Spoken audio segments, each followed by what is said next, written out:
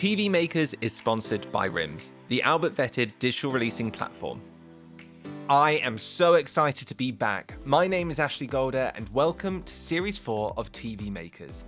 If you've been with me from the start, you'll know we've done 3 brilliant series in audio, but now for the first time, we're going visual.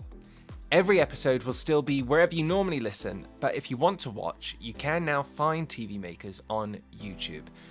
I won't lie, it's scary, it's more work, and it's brand new territory, so please let me know what you think, what works for you, and what you'd like to see more of.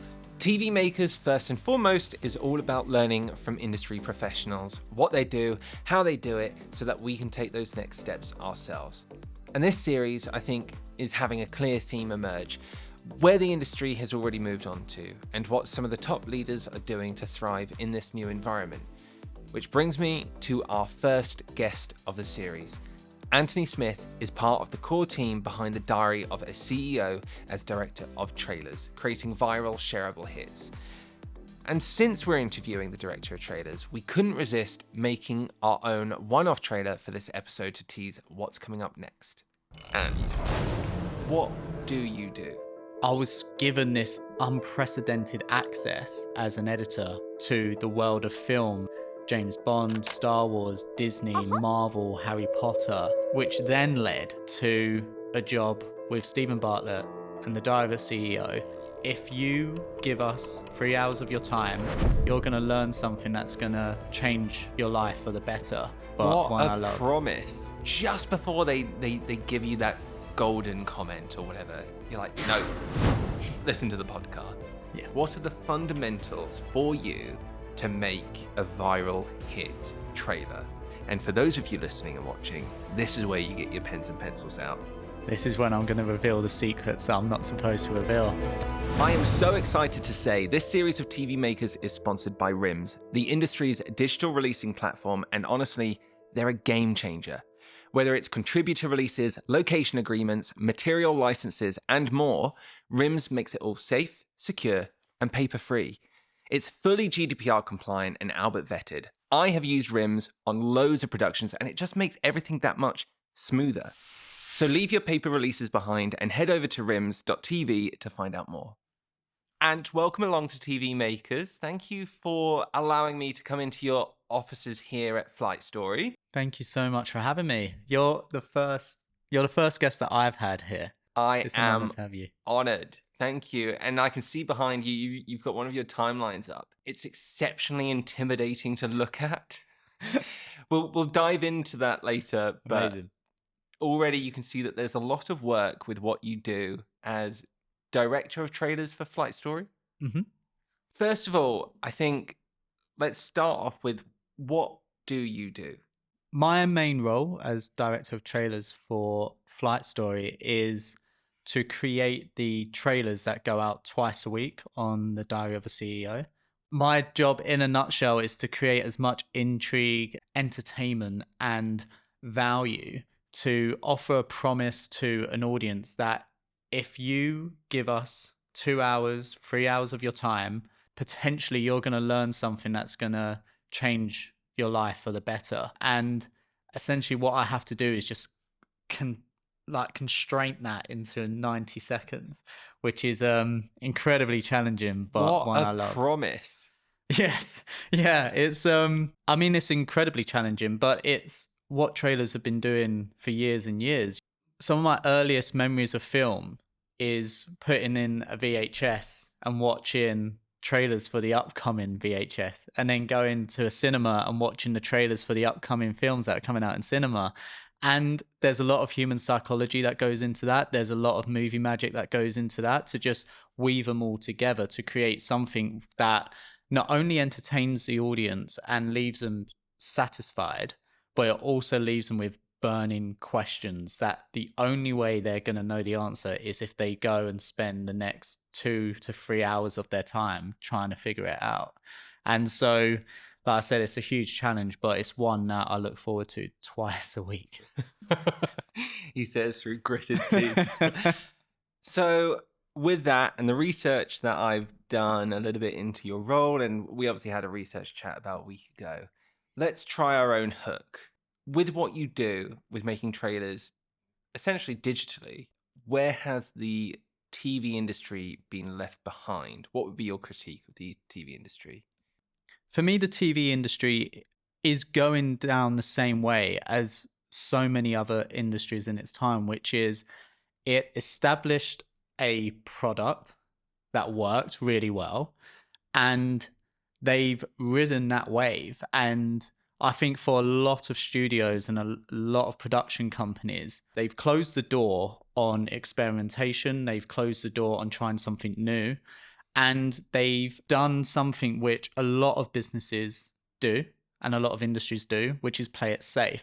The problem with playing it safe is ultimately that then catches you up. What I find so fascinating and something that I'm seeing now is you're starting to see some studios and production companies, they're starting to panic a little bit because now podcasts are starting to become more trusted than the news. The entertainment factor that you're getting from social clips and podcast trailers and all of these little nuggets, they're going in direct competition of what TV is, and they're starting to win. And so for me, I think where TV has fallen short is they've just continued to play it safe and they've stuck to what they've known. The world's just changed so much, and if they want to survive, especially in the next 12 to 15 years, they're going to have to change a lot quicker than what they are. And away we go. Now, that is a dropping in the gauntlet. So, if you're listening to this, if you're watching this, stay tuned because there are questions coming up with where you think that we need to go and to make sure that we can drag traditional TV, shall we say, with us so that it doesn't die. Let's go back. You worked on everything from films, so Bond. Mm-hmm. This Is Going to Hurt. Yep. TV show. And you're now doing podcasts and the inception of Flight Story, where you're not now just focusing on Diary of a CEO, but also you've got other podcasts that are coming out of the studio. Was there a turning point that led you to think, I can bring my skills from TV and film into the podcast world? I got very lucky with an agency that offered me a role as an editor. And it transpired that that agency worked for some of the biggest names in film and TV. So James Bond, Star Wars, Disney, Marvel, Harry Potter. And when I joined there, I was given this unprecedented access to the world of film and TV. So I would go behind the scenes, film the behind the scenes, and then I would make featurettes for their social campaigns. I'd make social assets for Bond and for Disney and all of these companies and these studios. That was an amazing experience, which then led to a job with Stephen Bartlett and the Diary of a CEO. They knew they wanted to do something different that no other podcast had done before to promote the show. And after a few conversations, we thought, why don't we bring the film and TV experience that I had into this podcast industry and create this cinematic trailer experience to entice the audience to come and spend the next 2.5 to 3 hours listening to the show? The next thing we know, it's been 3.5 years later, and I'm receiving incredible messages from community and editors and other podcasters showing me their trailers that they do. They're asking for advice. We had our podcast shown in a cinema the other night, and they played the trailer. And for the first time in my life, I'd watched what 10-year-old me wanted to make films on the big screen. I finally saw my work on the big screen for a podcast, which I never in my wildest dreams would have aligned everything like that together. So the path literally has been the most topsy-turvy, wavy path that I've ever been on, but it's been an incredible one. I mean, that's insane. I don't think there's a lot of us that could say that they've had their podcast. I mean, I love this podcast. It's not going to be on a cinema screen yet. Well, I mean, I'll take offers. But that's amazing, and congratulations. Thank you. I think for you and the team, I think very well deserved. The podcast is loved by so many, But I think that just goes to show how the mediums are changing. It would have been unthinkable, regardless how big the podcast is, that would be shown in a cinema. And yet it has. So I think it just goes to show where culture is going, where, quote, TV is going. How instrumental, then, do you think the trailers have been to progressing Diary of a CEO, Doak, into that top 2 spot? Criticize your own work. I find it very hard to actually compliment my work. The trailers have played a very important part in achieving the goal that Steve and the Doak team have always seen the podcast, which is for it not to be a podcast, but for it to be a show. Just like with any TV show, just like with any film, you get a trailer, you get this promotional content, the production quality's heightened. There's always that importance of a story there. The music, the sound design, everything needs to come together perfectly to create something of such quality. And I think that's where the trailers have really come into its own and really elevated the show from being a podcast, because like you said, it was sort of unheard of. The idea that a podcast could be shown on a cinema screen, like who would want to watch a the question used to be, who would want to watch a podcast? Mm-hmm. 2 people talking for 2 hours. Who would want to watch that? The reality of it is that would still be seen as impossible unless someone says, let's just try it. We've been doing this now for 4 years. And when we first started, we would get a lot of comments and questions from a trailer perspective. Why are you making a trailer that's like a Netflix documentary? This is a podcast. Why are you making a movie style trailer? It's a really narrow way of thinking, though, isn't it? Exactly. But that's how a lot of people think. Humans are we're sort of wired a little bit to think like that. We like going down our paths. We don't like change too much. We like knowing where everything's at. We like that status quo. And whenever you disrupt a status quo, it sort of annoys people a bit. It ruffles a few feathers, and then eventually people start getting used to it more and more, and then people start to adapt to it, and then people start to want to do it. And that's what Doak really done. It had no right to have trailers. It had no right to have 8 to 10 cameras. It had no right to build this beautiful set. It had no right to do any of the things that it's done. The reason why we done it is because we said, fuck it. We want to do it. We want to make this the best podcast possible. There's times where we could have easily have stopped doing it. When you're that obsessed with doing something, you look crazy as hell. Mm-hmm. And when people don't understand why you're doing it, you look even crazier. Now, when people see Doak, they don't question it. They understand why we have 8 cameras. They understand why we bring on the guests that we do. They understand why we have trailers. They understand why we're bringing in B-roll and animations into the episodes, because we're doing something that speaks to a much broader audience that we think the audience will be entertained by. Joe Rogan, for example, is the godfather of podcasting, but he's been going for like 20 odd years. Mm-hmm. We've only been going for 4. We're catching up and we're growing so fast because we're just disrupting that industry and we're doing something a little bit different. We're making our own playbook. And now people, it's a beautiful thing to see. We're now starting to see people take the lessons and the failures that we've had to go through to try and elevate their podcasts. And hopefully it works really well for them. So you've not answered the question of, do you think your trailers have helped increase? I thought I gave a better answer than that. No, it was an incredible answer, but I'm still going to go for the answer. Okay. What do you reckon? I think the trailers have helped massively. Yeah.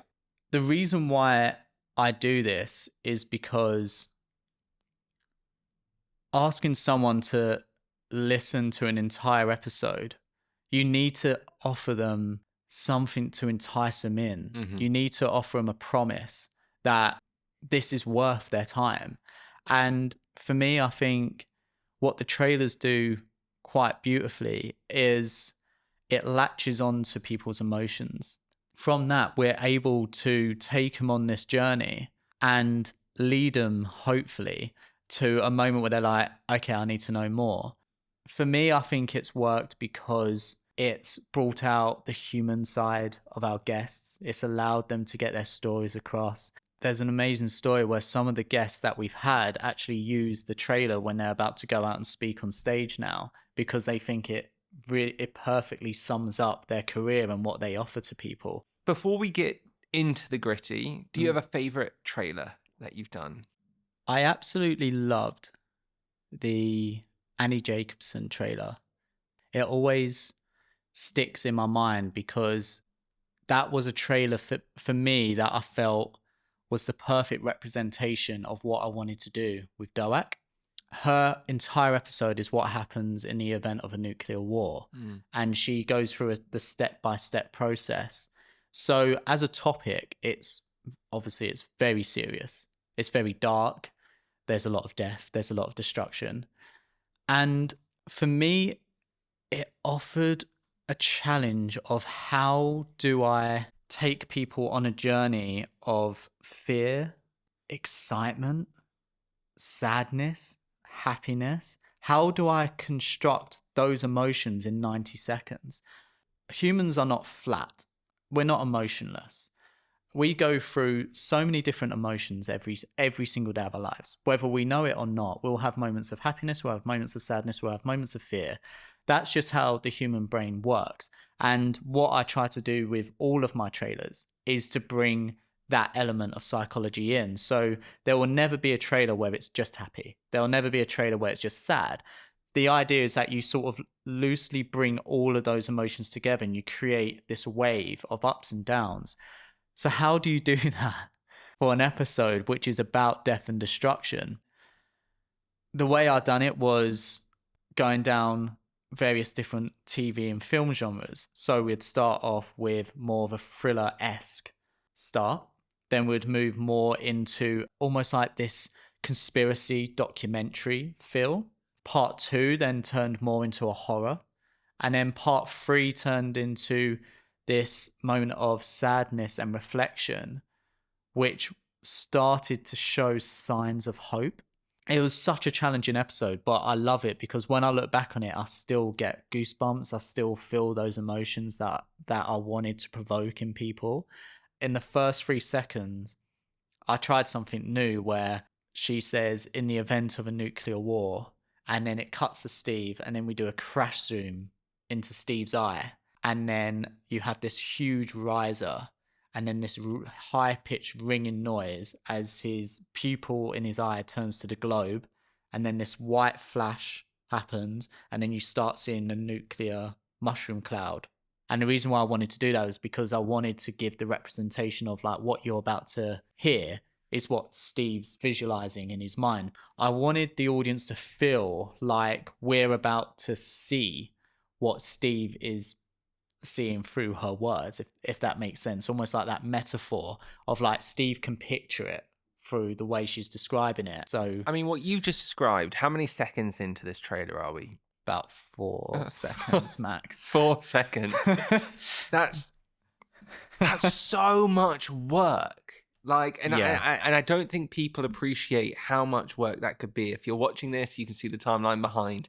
There are so many layers. You're talking about sound, visual, B-roll, effects. What else am I missing? The Dialogue, music. Just in the first 4 seconds, and you're creating that across 90 seconds. How much is too much? Can there be too much? Yes, 100%. Upstairs in my office, like I have an office. Upstairs by my desk, I have a whiteboard. And on that whiteboard is a checklist of everything that the trailer needs to tick off. Whenever we have trailer editors join, they get to look at that list and they can implement it into their own work. And the list is growing and growing all the time. One of those points is justification. The idea behind that is every single aspect of the trailer needs to be justified.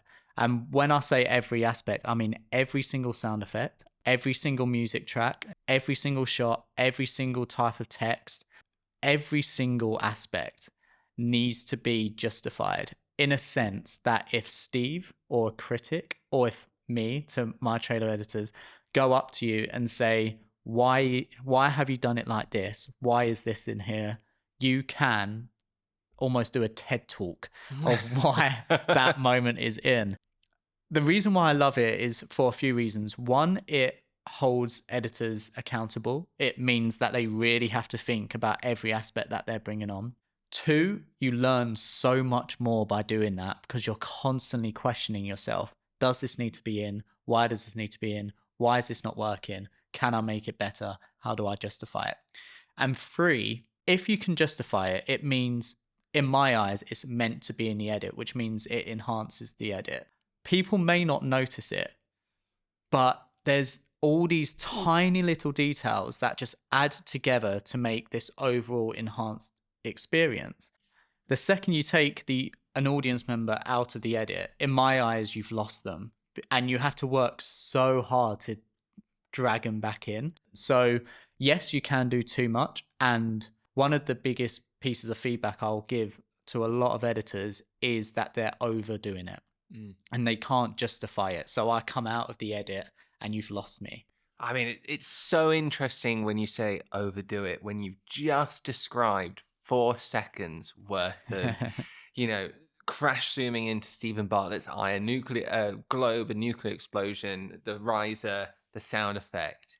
But the thing is, I can justify every moment of it. And I think that's the beauty of your craft. So let's not skip over that whiteboard checklist. What are the fundamentals for you, for Doak, to make a viral hit trailer?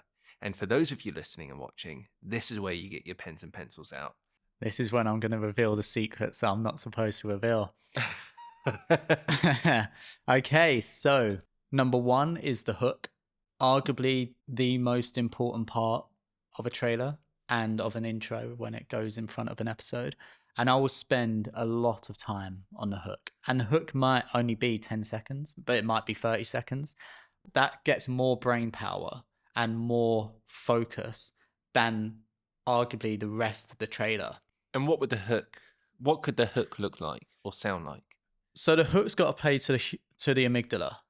So the amygdala is the part of the brain which releases our emotions. It makes us happy, sad. It's the one that we then use to make decisions. Right. So you want to play to the amygdala. You want to create a hook that evokes an emotion of some sort. It can be funny, it can be sad, it could be shocking, it could be angry, but it can't be flat. It's got to be interesting, and it's got to pique the interest. And so for the Annie Jacobsen example, cutting into Steve's eye is that instant, whoa, okay. And then you're hit with the nuclear bomb going off. That's starting to create that bit of fear and tension.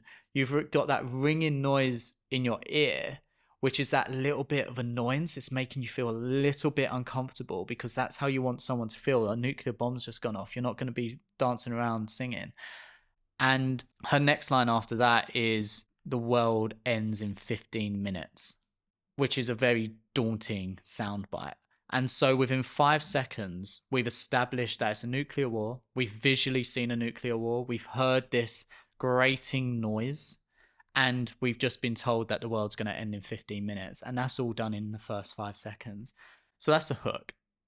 There's a cliffhanger. That's another one on the checklist. I find it quite funny because we're known for our cliffhangers. It gets brought up a lot. But the way some people talk to me about it, it's almost like we invented the cliffhanger. and it's a lovely compliment. But then also a lot of people love to hate the cliffhanger. Yeah. So apparently we invented the thing that really winds people up. I mean, you've done well with them. Even the ones that I've seen and most recently gone over in prep for this interview, just before they give you that golden comment or whatever, you're like, no, listen to the podcast. Yeah. Which is brilliant. That's exactly what you need it to be. Yeah. It is annoying. Yeah, 100%. And people ask me, why do you do them? It's annoying. Why do you do them? And the reality of it is because humans are ingrained to want to know everything. My feeling is it's more of a survival technique. If you know the answers, you'll survive. When you're not given the answers, it does create that annoyance, but it also leads you to like, I need to know what it is. I can't just not know. So then that's when you go into the episode. The thing I always tell people is like, if you create a trailer, which a lot of people do, and you give everything away, what's the point in them watching the episode? Exactly. That's Yeah. that it blows my mind really. As an editor, as a creator, you know that there's more in the episode. Mm-hmm. Obviously, when I create a trailer that's 90 seconds, the entire episode's 2-3 hours. Obviously, there's a lot more. But from an audience perspective, who may never have heard of Doak before, if they feel complete, that they've received the information that they need, it doesn't matter if you know that there's more information. In their eyes, it's complete. So they don't feel the need to click on. And so that's why the cliffhanger works in what we do. It's been done, I think it was like 1870s or something like that when it first came about, in a book where a guy was literally hanging off a cliff, and like it created so much suspense and tension whether this guy was going to fall to his death. That's where the term cliffhanger came from. And I'm going to give one more. Oh, okay. That's a cliffhanger in itself. The last one I'm going to give is called The Moment of Value. And this is very, very important for every trailer. I would say it's up there with the hook and the cliffhanger. It is vital. And a lot of people, when they try to replicate trailers, they don't realize they're not adding a moment of value. And a moment of value can just be one soundbite, one moment from the episode where the audience learns something. It could be a life lesson. It could be a practical takeaway. It could be an exercise. It could be something to do with food. It can be whatever it is. When you're creating a trailer and you're wanting people, you want to make that promise of like, if you go with us on this journey, you're going to learn so much. Giving away that moment of value, it's like, look, we're giving you this one for free. Mm-hmm. I mean, you can watch the entire episode for free, but you know what I mean. Yeah. We're giving you this bit. So right it's here, not right just now. a trailer of cliffhangers. Yes. And that moment of value comes where? Sorry, at the end? Wherever. Wherever. It comes in a hook. Like, I mean, a lot of the time I will do. So a good example for this is when we had Paul Brunson on the podcast. Mm-hmm. Amazing man. And he spoke about so many topics to do with love that in my brain, I was just like, which ones do we focus on? So the way I set it up, again, narrative has to always flow through, is Steve basically saying, I've got so many questions for you. And then for the next 40 seconds, it's just this quick fire, boom, boom, boom, boom, boom, going through all these different topics. Some of them he gives the answers to. Some of them ends on a cliffhanger. And so what you're doing there is you're saying, I've learnt this, I want to learn this. I've learnt this, I want to learn this. So a moment of value for me is pinnacle for a success of a trailer. If you don't do that, I think that's when you start ending up with a trailer with no substance. That's purposely just trying to make you click on an episode and not trying hard to give back to the community. And that's why I'd say it's a vital piece. Okay, let's talk about RIMS, the digital releasing platform who are proudly sponsoring this series of TV makers. RIMS are trusted by the biggest players in our industry, but do you know why? They streamline every release your production requires. We're talking contributors, locations, materials, NDAs, self-declarations, and even audience consents, all from a single platform. You can use a RIMS iPad, which makes things quick and easy, but one of my absolute favorite features are the QR codes. If you're in a hurry and have multiple people to release, you can have your contributors scan a QR code, sign on their own phone, and you're done. Dozens, if not hundreds of contributors released in minutes. RIMS works online and offline anywhere in the world. It's fast, flexible, and fully GDPR compliant. And because everything's searchable by name, date, location, release form type, post teams can find what they need in seconds. Plus, photos are stored with every form, so matching contributors is actually easy. It's Albert vetted, eco-friendly, and trusted across the industry, so if you want to make your releases a whole lot easier, head over to rims.tv and book a demo now. This series is supported by Directed by Good, a social impact production company turning great stories into good causes. And what's amazing is they donate up to 15% of every project fee to UK charities. So by working with them to edit this podcast, we've already helped raise funds for some incredible organizations, which I love. They believe every story has the power to do good. So if you want your next project to create real change, get in touch at info@directedbygood.com. The way that you structure your trailers, the way that you're putting them together, where you do have the sound effects, the music, the B-roll, special effects, whatever you might be using for your trailers, fundamentally, is that different to how TV make their trailers? No. And the reality of it is I'm self-taught. And the way I learned was purely by watching TV, film, and TV commercials. Like I was saying earlier in the conversation, I had this obsession growing up watching the behind the scenes of films. I enjoyed them just as, or possibly even more than the actual film. I still remember just binge watching the behind the scenes of The Phantom Menace, and it just blew my mind. The best thing about being self-taught is that it shows that it's doable, that it's not the hardest thing in the world. It's not out of your reach. You can learn it. And especially now with YouTube, even with TikTok and podcasts, and there's so much online information out there, and the software is so accessible now. So there's no barrier to entry in that sense of learning a skill. There's still a barrier of entry, I believe, in TV and film in terms of getting into the actual industry as a professional. But learning that skill set, that's all down to you. And you can achieve that if you have the desire and the passion to do it.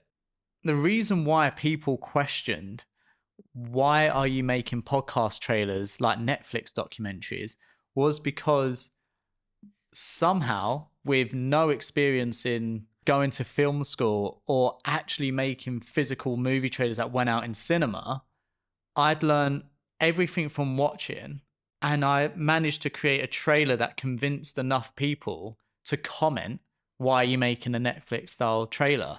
And there was a quote when we had Michael Bublé on the podcast. I'm going to butcher what he said, but I loved it, which was, if you take aspects of loads of different artists, you're an artist. If you just take it from one person, one thing, you're a thief. And that's just sort of, so he learned how to sing from listening to people like Dean Martin, Frank Sinatra. And he sort of combined all little parts of them to create what we have today, which is his own voice. And I've just done the same thing. I took how to tell stories from Disney. I took how to create cliffhangers from Australian TV shows. I took how to create emotion in short spurts through watching Marvel films or from watching John Lewis TV adverts. All of these things, they're doing the same thing. Yeah. This isn't anything new. I've not been the guy to invent an emotional roller coaster. I'm not the guy who's created storytelling. That's existed for years and years and years. All I've done is brought tiny aspects from every single industry and brought them into an industry that supposedly was only supposed to be audio only. By doing that, we proved that you can raise the bar of a podcast and you can raise your own production quality by seeking out inspiration. What's amazing is sort of flipped, and now people are coming to us for inspiration, which is probably the most humbling thing that I ever get to say. And it's something I never, especially considering I go through imposter syndrome every day of my life, it's something I never thought I would ever be in a position where people actually want to know how I'm doing things or want to hear my advice. I think imposter syndrome is good. It actually, Jimmy Carr on your podcast says it, that if you're not feeling that, you're sort of plateauing. It's good to feel a little bit out of your comfort zone. 100%. What I would say is, yes, absolutely. What you've taken is a story as old as time, to use a Disney reference. Thank you. But you're not just using that anymore. You're now using data and vast amounts of data to make sure that your trailers hit every single time? Let's talk about that, because I think that's something that we're not doing very well within TV, Mm. that you are doing exceptionally well. So tell me about that. Tell me what you are doing above the traditional storytelling aspect. So, Flight Story as a company leans into data that I just don't think I've seen any company or agency do. And it's all stemmed from Steve's passion for being data led. It all just came from the simple question of how do we stop guessing what people want? Surely that's the fastest path to growth. If you know what your audience want, then you can deliver something that helps you grow, but helps them. And so the only way to do that is through data. In a world of AI, data is everywhere. You Mhm. just got to learn how to harness it. And it's scary. 100% is scary. And you're not always going to like the answers that you get. But if you want to be successful, you have to lean into the data and what people want. So what data are you harvesting? Harvesting might be the wrong word. What data are you using to create Mm. your trailers? So there are some secrets I'm contractually obliged not to give out. Ah, very nice. Okay. But within a trailer, the hook is data led. And what I mean by that is when an episode is recorded, we will create hundreds of thumbnails from different moments of the episode. We then put that out into the world. The data comes back to us. And then from there, we can see what thumbnails have caught the most attention. Wow. And Wait, so who's creating 100 thumbnails, or is this like an AI? our thumbnail designer. Okay, so you've got one person Hmm. creating 100 different thumbnails Hmm. per episode, Hmm. which are 2 a week. Hmm. uh, and where do you post those? Are you allowed to tell me where you That post I those? can't. I'm not allowed to say where we post them. Fine, but there is But product you'll testing. probably people have probably come across it. They might just not even know it. Really? It's not a secret. It's not a secret community. It's out there in the world. But you can't tell me. No. Okay. Well, Instagram have recently launched this year their whole you can put out a reel and a different reel and see which one works. Yes, trial wheels. Trial reels. So something similar to that is these thumbnails. Is it software led though? You're putting it out through software and people, or it's just Yeah, out in through the public? platforms. Through platforms. Through platforms. So people then interact with the thumbnail designs. We then get the data back, and then that not only informs me of the hook, because we want the thumbnail, the hook of the trailer, and the title to all align together. So we're creating this cohesive package. So would the thumbnail go out before you found the hook? Yes. So Right. the thumbnail informs me what people are most interested about in this episode without seeing the episode. And then you'll start shaping your trailer. And the trailer gets shaped to that. Wow. So that's where you get this beautiful synergy of storytelling and data. And this is the thing that I think a lot of people don't use data or don't lean into data because they're scared of what the outcomes are. And a lot of the time they think, especially from an artist standpoint, that it limits creativity. Mm-hmm. That when you're creating a story, you go with your heart, you go with your gut. There's parts of that which are true. But when you lean into data, you can create this beautiful bond between the two. The data's telling me what people are interested in. It's my job to then create interpret that into a story. To interpret that into a story and to provoke the emotions to make sure I draw them in. And from there, not only will it tell me what sort of hook I should create, but because there's so many different topics, it then shows me it's like, okay, so people clicked a lot on this topic and this topic and this topic. So I know I need to weave that within the storyline to create the foundation. And so I call it retention hacking, right? So you want to switch up topics at certain moments, the same with music, the same with emotions. And that's how the data leads me into doing that. We've tried things with text, without text. We've tested different hooks before. We've tested different angles before. We've tested different camera angles or angles of story. Camera angles, but where I start it on who I start it on. Okay. For example, We've tested whether we start it on Steve or whether we start it on the guest or whether we start it on a split screen. We've tested types of music. We're testing so many. We've even tested the colors of text that we use and fonts of text that we use. So we're constantly doing these tiny, tiny experiments that are running in the background, which then informs me for future podcasts. Okay, so out of that list, what were the answers to all of those questions then? So what what should we know? Okay, so you're product testing constantly Yes. through data. And constantly evolving because of that. So thumbnail data is one. Mhm. What else are you using? What are the metrics? Are you looking at your audience? Are you using YouTube data? Are you using different AI softwares that are, I mean, there's a new one every few minutes now. Yeah, I mean, so we'll look at elements like the average view durations that you can obviously see on on most social platforms now. And from those learnings, I sort of work out, okay, our average, if the average of them is starting at this time, maybe I need to start switching it up around that time to then, again, it's the retention hack, to reignite their interest. So is that a new topic? Is that a change of emotion? Is that a change of music? Is that something shocking that could happen?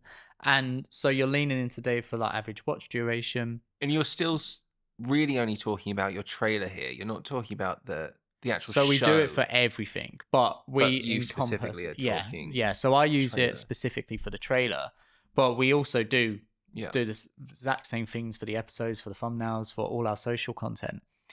Another thing that we use is like platforms like SEMrush, for example. What's SEMrush?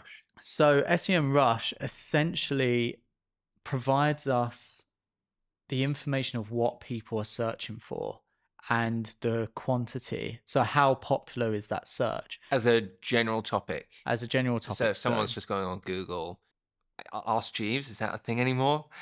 Do you even know what Ask Jeeves is? Yeah. Okay, I thought it was the butler. Oh my god, I thought I was going to show my age there.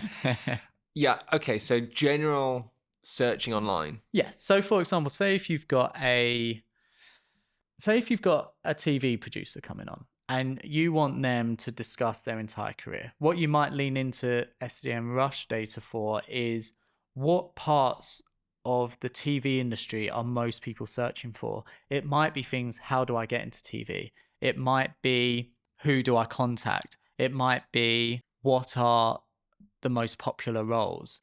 You're finding out, where can I find TV makers podcast? Exactly. Yeah. And then what it'll do is provide you with a quantity of how many people are searching it. And then you know that if it's at the top of the list, okay, this is a topic a lot of people are searching for. So this is a topic I want to ask my guest. Because chances are, if they can give that answer, I then put that in through the thumbnail. The SEMrush data is providing me details saying that this is a popular topic. Chances are that might then do well for the thumbnail. Then that then becomes the hook for the trailer. And then you're sort of creating this cohesion of what people want. Like, this is the beauty of AI, is essentially you can do any research that you need to do from, just ask ChatGPT if you really want to. I mean, it does lie though.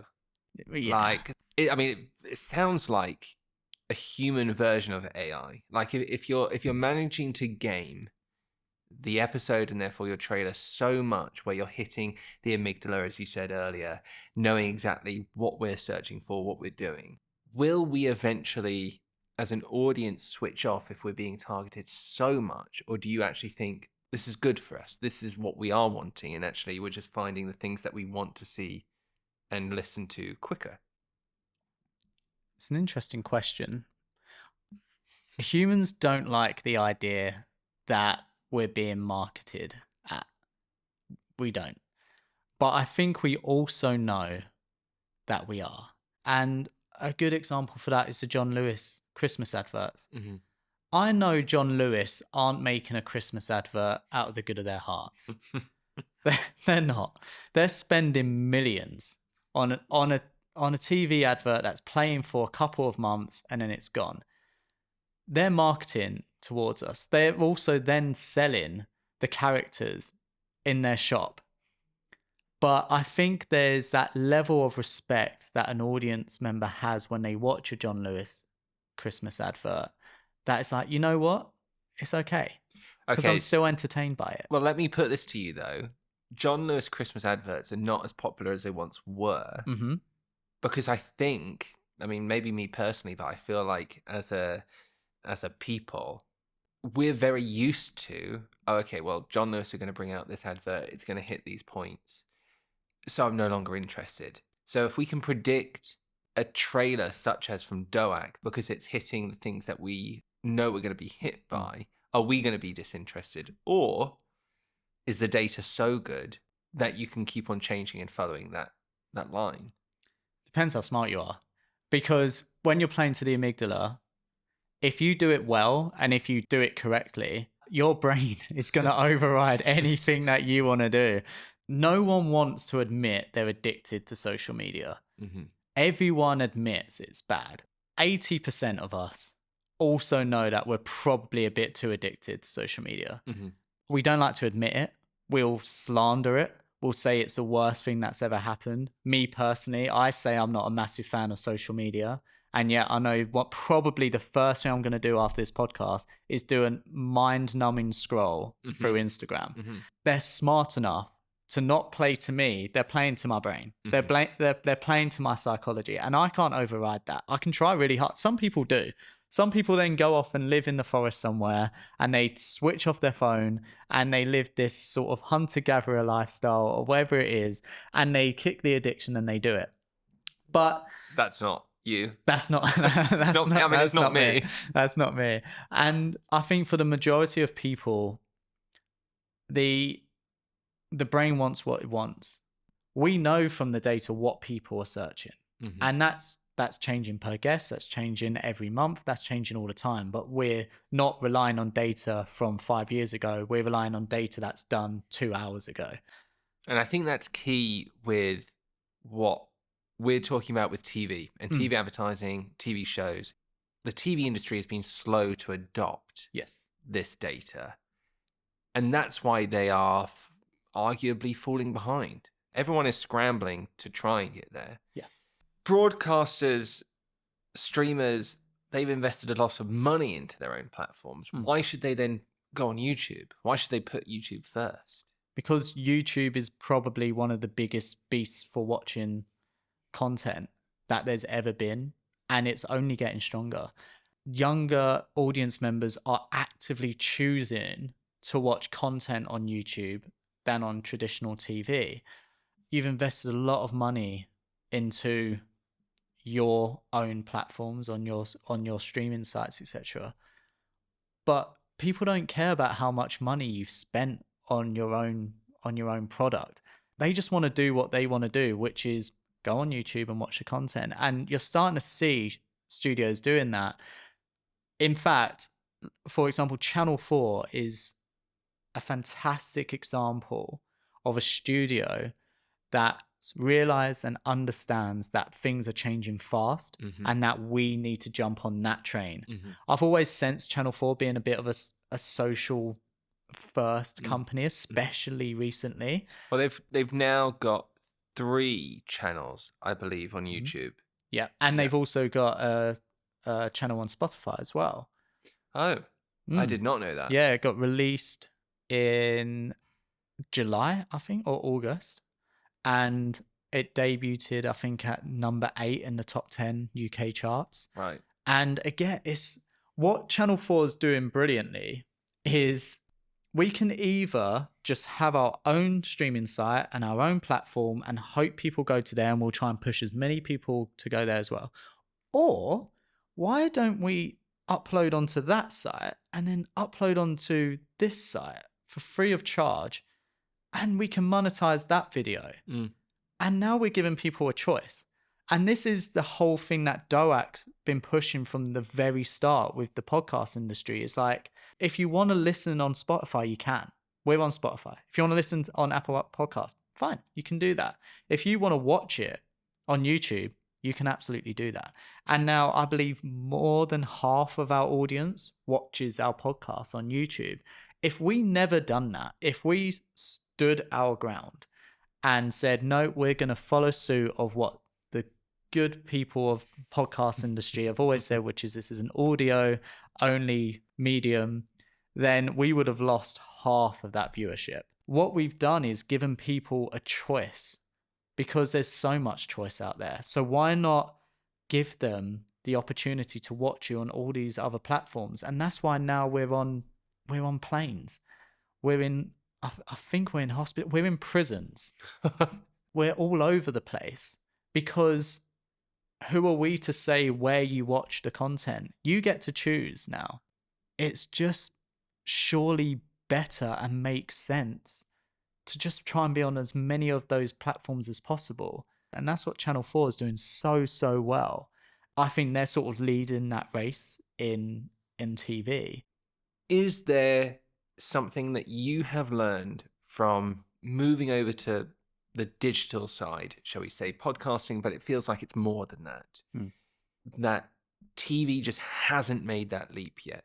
This is actually very relevant because Steve actually mentioned it. I think it was on a post, and it was the success of Netflix. Yeah. And one of the biggest constraints TV had was its time frames. Commissioners say, oh, it takes this amount of time for concept, it takes this amount of time for script writing, it takes this amount of time for production, it takes this amount of time for post-production, it takes this amount of time for marketing. That adds up. So that's where you're struggling to be like, where do we get the money for this sort of thing?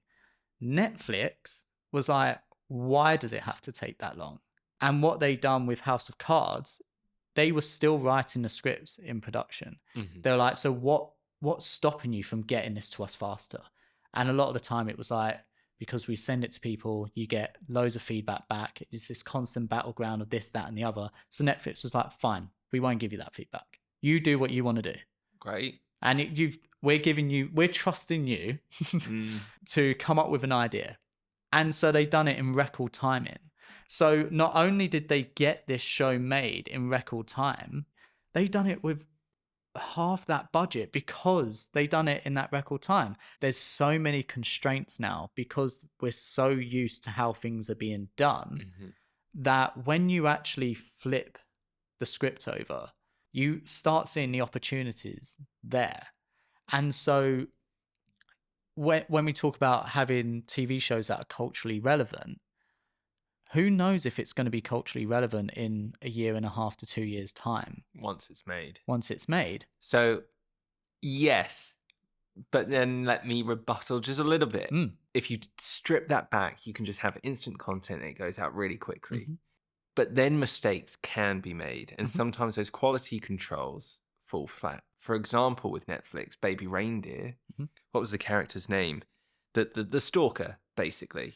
And that was too close to home. That should never have happened because that is a massive fail. But maybe having that extra layer could have stopped that, in the same way as we see a lot of YouTube content not have that quality control because they are just people who are just taking a stab at it, which is brilliant. But then they make mistakes. Logan Paul videoing people who've committed suicide in a forest in Japan.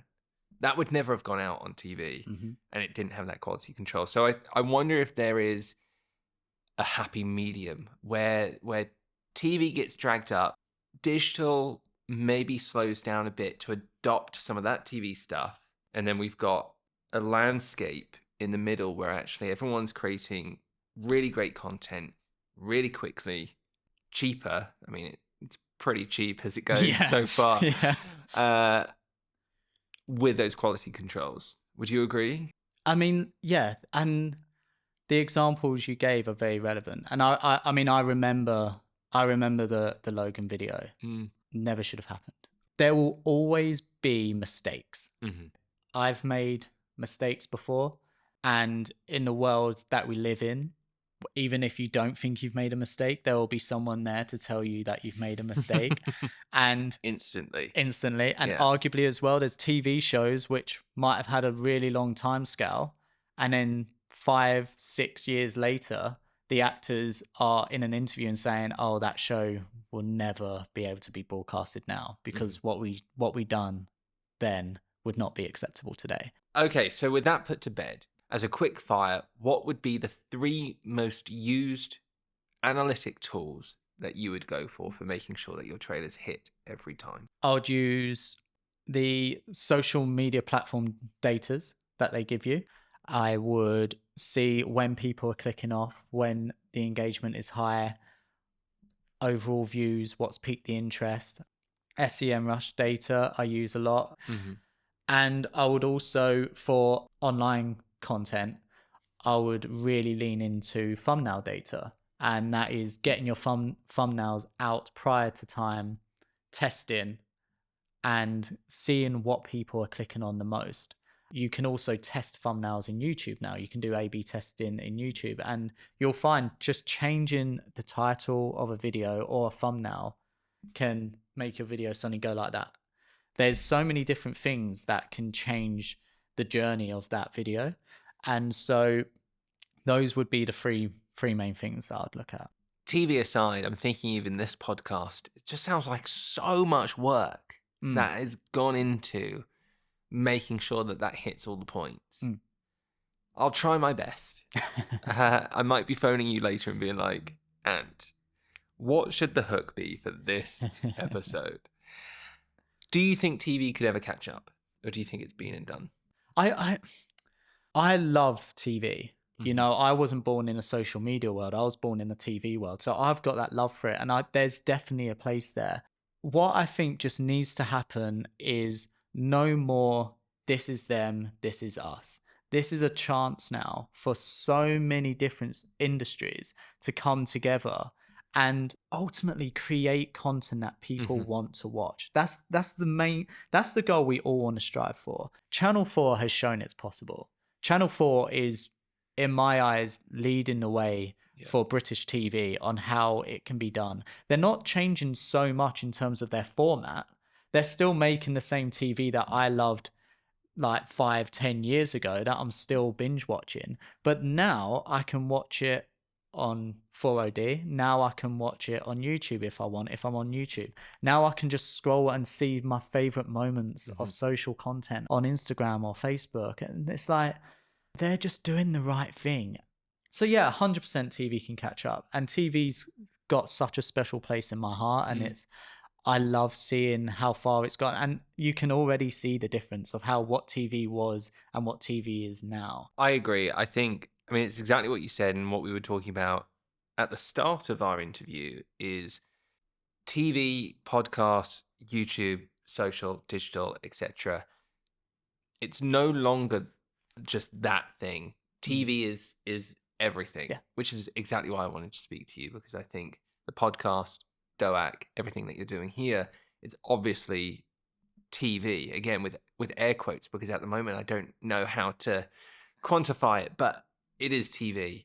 Then my last question for you, and what does the future look like for you and DOAC? Remembering that you are the fastest growing podcast, but you are only at number 2. So does the future look like a number 1? And what does that mean for you yourself? For DOAC, the future is to become the biggest podcast. In fact, let me reframe. The biggest show in the world. That's the goal of DOAC. That's always been our goal. And we believe that if we keep trying, experimenting, if we keep pushing the boundaries, if we keep trying to push the podcast industry in ways that it's never been pushed before, we believe that we will get there. We'll even look at data which gives us a suggested time of when we'll get there, which I won't reveal. But but we know this year we're striving for the goal. We're striving for the goal. We know what our maker is, and in true DOAC fashion, we're not happy with that goal, so we're trying very hard to even beat the goal that AI and data has given us. Okay, then very quickly, how do you beat that goal? What are you doing with your trailers to make sure that you can accelerate that even more? Something that we've not even spoken about. I genuinely believe we, and me, outcare most people. We will never give up. And I will never, ever put out a trailer which I think is just okay. If it doesn't affect me in some way, I will stay up and pull all-nighters to make the perfect trailer. especially these days, that sort of obsession is frowned upon. It's obsession, yes, but I love that obsession. Mm-hmm.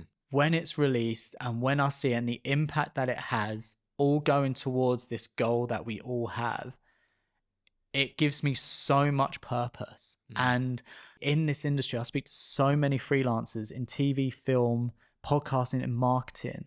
And one of the biggest problems we're facing right now as an industry is purpose. A lot of freelancers are struggling. They don't know where they belong, how to get involved. And for me, that purpose comes from this undeniable passion and obsession for what you want to achieve and being unapologetic about that. And it's those tiny little details and that obsession and that such pride that we have in our work, which is why we've grown so fast. And if we can keep bringing more people who are just as obsessed, who are just as proud and love what they do so much that they outcare anyone that comes near them, we will reach that goal. That was a very inspiring monologue, and I'm reticent to have missed your hat 1% better every day. And it's quite clear that you live that quote, that feeling. So I'm very excited to see what you do within Flight Story. I'm very excited to see when Doak supersedes Joe Rogan, which may or may not be this year, everyone. We'll see. May we all try to do better 1% every day. And thank you so much for being on TV Makers. It's been such a pleasure to have you. Thank you so much for having me. That was Anthony Smith, Director of Trailers, and a massive thank you to him for joining me, and thank you to you for listening or watching if you're over at YouTube. Please like, share, and comment wherever you're listening to this, and follow on Instagram at TVMakersPod for more updates, or you can get in touch with me on LinkedIn or email podcast@tvmakers.co.uk. Thanks for tuning in, and I'll see you on the next episode.